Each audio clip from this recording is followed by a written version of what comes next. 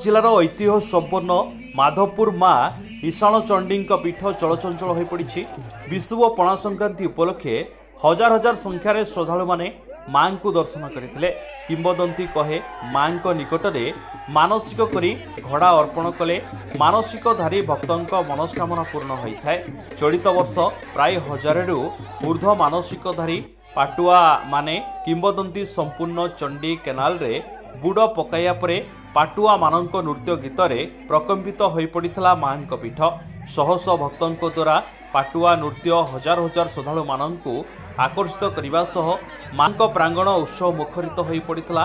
ग्रीष्म प्रभाव को लक्ष्य करी विभिन्न स्वेच्छासेवी संगठन द्वारा पानी और पणा व्यवस्था करा श्रद्धालु मानक आश्वस्ति आनी माँ ईशाण चंडी माधवपुर 10 गोटी मौजा को लेकिन यार पर्व अनुष्ठित हुए। प्रतिवर्ष महाविश्व पणा संक्रांतिर यह पर्व पालित हुए। एठारे बहु दूर दूरांतर लोक समागम होती। प्राय 10,000 ऊर्ध्व पणा संक्रांति दिन समागम हुए। माँ को विशेषत्व हूँ माँ लोक मैंने जो मानसिक करती लोक मानकर मानसिक पूरण हुए। बहु लोक रोगरू आरोग्य होती। माँ को बहु महात्म्य अच्छी। माँ को लोक मानकर जो विश्वास अच्छी लोक माने आरोग्य होती लोकंर मनस्कामना पूर्ण हुए। से लोक मानकर विश्वास रहे एमाने आज एठारे महाविश्व पणा संक्रांति लोकंर समागम हुए। प्रतिवर्ष पालन करा जाउची। माँ एटी मध्य अपेरा यात्रा 4 दिन पालन करा जाए।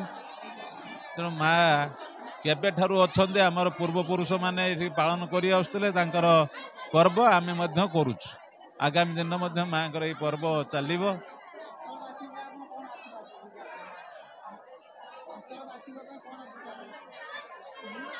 अंचलवासी माँ जो रहा द्वारा माँ ये 10 मौजी 10 गोटी गाँ को लेकिन पर्व अनुष्ठित लोक मानकर एकता रहू।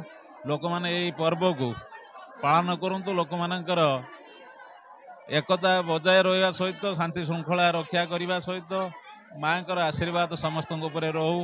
दुख दुर्दशा लोक मानकर आरोग्य लाभ करंतु। भद्रकरू ब्यूरो हेड मिथुन दास रिपोर्ट पवित्र न्यूज ओडिशा। जदि आम भिडियोटी आपंक भल लगिला तेबे लाइक शेयर सब्सक्राइब फॉलो करने भूलंतु नहीं। नमस्कार।